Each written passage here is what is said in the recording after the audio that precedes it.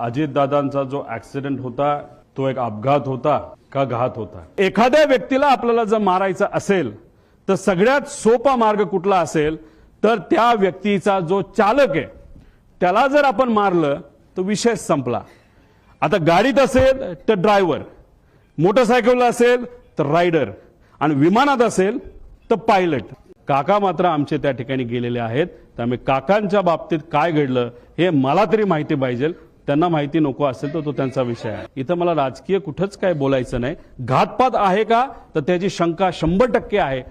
महाराष्ट्र राज्याचे दिवंगत उपमुख्यमंत्री माननीय अजितदादा पवार यांचा घात की अपघात याबद्दल रोहितदादांनी जे प्रश्न उपस्थित केले ते अतिशय योग्य आहेत.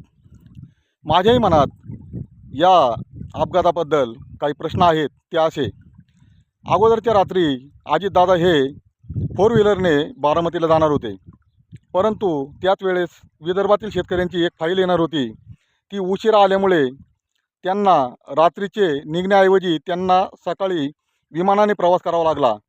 मग हा प्लॅन होता की आणखी काही होते याचीही चौकशी झाली पाहिजे.